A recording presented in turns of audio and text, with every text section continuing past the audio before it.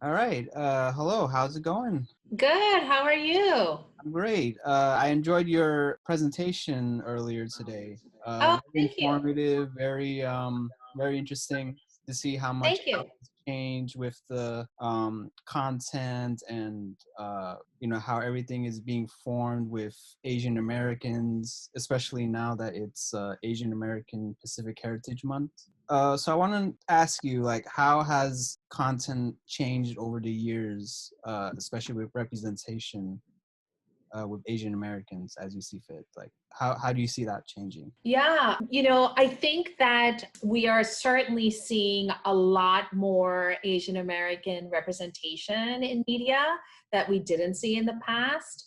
A lot of times, for a long time, I would say, we were, faces of and played roles of narratives that were written by others, and we sort of just were filler.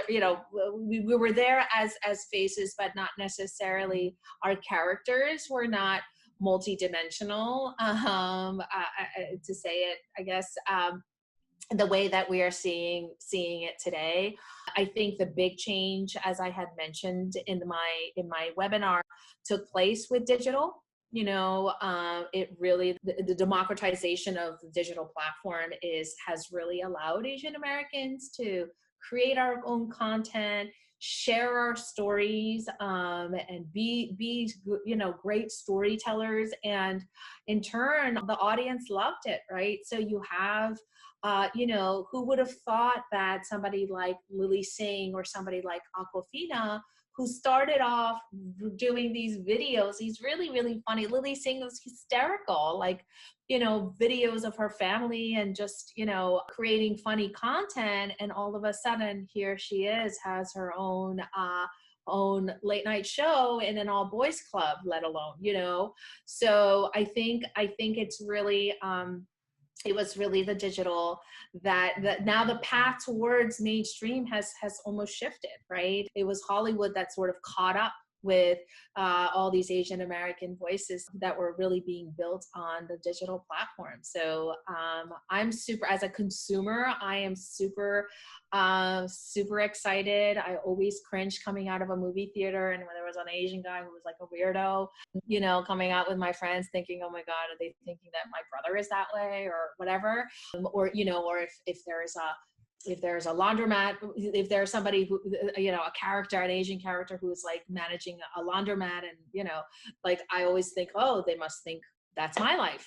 So really just having this new era of content that has Asian American voices, that has diverse voices and authentic narratives is really, really amazing. And I'm super excited about it. Where do you think this growth comes from? Like, where do you think that started? So again, I think it started. We always had those stories, right? We were always there. It's just that we didn't have a platform to share it, because there were the gatekeepers at Hollywood. They decided what they wanted to produce and how they wanted, these characters and or certain ethnicities to be represented in media. So I really think it's the digital and our ability to be able to build the audience, right? The reason why they wanted Lily Singh was not just her talent, but also because they wanted her audience, her fans, millions of fans, to watch her on late night. So she would come with a huge loyal audience base. So I really truly believe it's the digital platform that really has shaped has significantly changed for Asian American representation and content creation. Well, how important do you think it is, especially now that we're in this interesting time where we're basically, homes right now, and we have all this access to digital media with these streaming platforms. People are able to get access as they're, staying in quarantine. Like, how important is that right now with Asian American content? Okay. So do you mean just like having access to Asian American content, or just having access to content in general? No, well, specifically to Asian American content, but if Yeah. you want to expand on that as well with other content as well, you can touch on. Yeah, no. Yeah, so we see that, as everyone is stuck at home, they're streaming more. And we see that, of course, Asian Americans are watching everything else that everyone else is watching, including Tiger King and Love is Blind. But it is very true that Asian Americans have a propensity to watch Asian American content, right? Things that are supported by Asian Americans.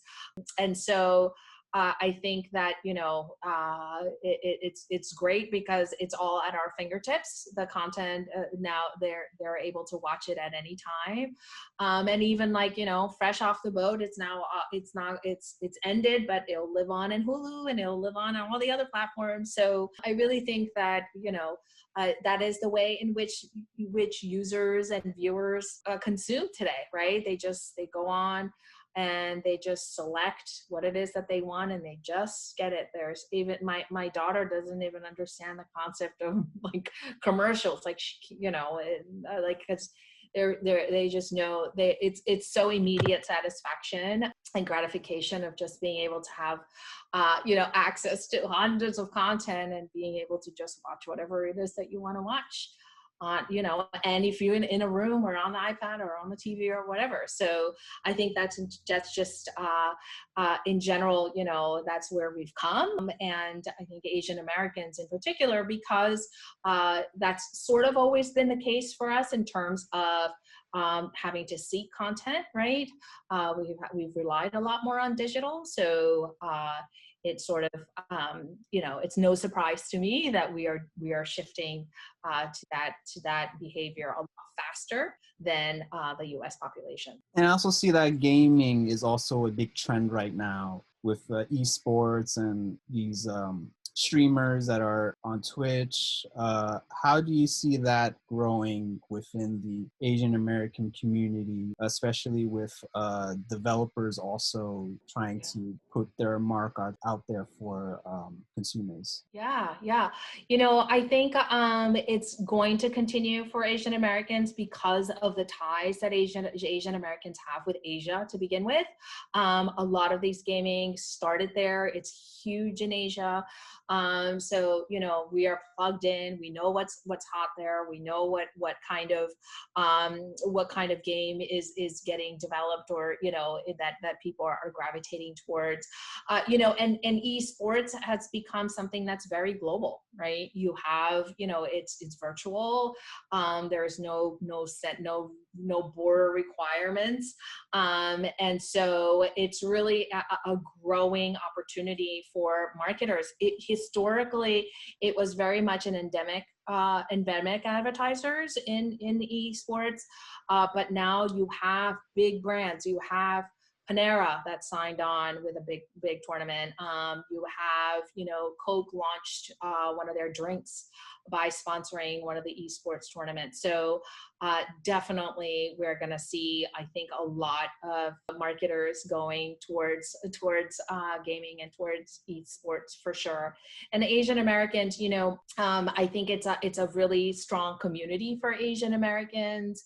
It's a passion point, and it's a place where Asian American boys could find a lot more of camaraderie among people that look like them. They could also see themselves in the professional athletes, I guess, in the esports, as well as in these gamers, YouTube gamers. I mean, they're celebrities. They have millions of fans. Mariko, he's like on Seth Meyers.